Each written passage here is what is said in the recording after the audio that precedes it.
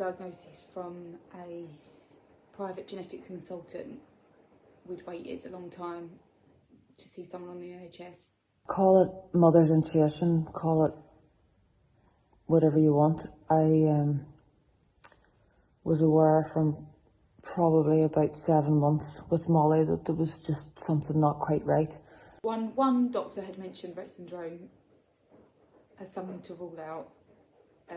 So we'd gone away and Googled, which is exactly what they told us not to do.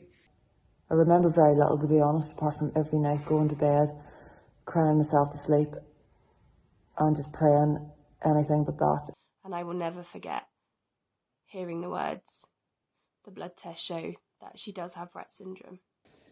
My husband asked, "How bad is it?" And that doctor told us that it's as bad as it gets. And he also welled up and was very emotional, which I think made us feel even worse. It's got to be bad if the doctor is getting upset. And I remember just looking across the room, and she wasn't my Alba. She was a complete stranger with a really rare genetic condition and a really uncertain future. I just fell to the floor and just wailed. He told us that she would never talk, never walk. She would lose the use of her hands. The use of her hands that she still had at that point. At the moment, there are no treatments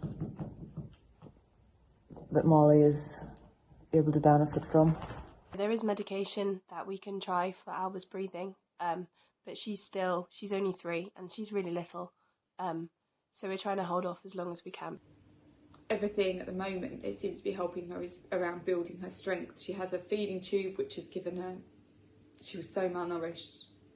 So we're just focusing on keeping her healthy in the hope that sooner rather than later we get her on a clinical trial. And the thought of, watching her for another 5, 10, 15, 20 years, just getting worse and worse is just gut-wrenching. I just see it taking more and more away from her every day, and I feel like we're in a race against the clock. What the older children, girls, ladies,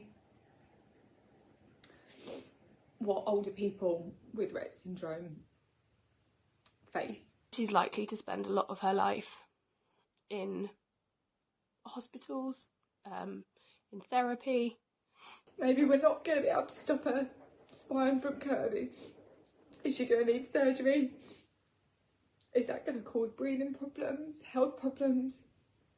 Will she be able to live at home? And I do feel that if gene therapy doesn't come for Molly very quickly, I do feel like we will lose her really young. I think what's so hard is that you just have to spend a minute with Lily to know that she understands everything. She understands what's going on. I want Alba to live the life that she deserves. For her not to be trapped in her body anymore. I'd love for her to be able to communicate, to be able to tell us what she wants, what she doesn't want, what's hurting, to tell me about her day, why is she happy, what's made her smile. And I want her to get through the day without any pain. I just want so much more for her than this.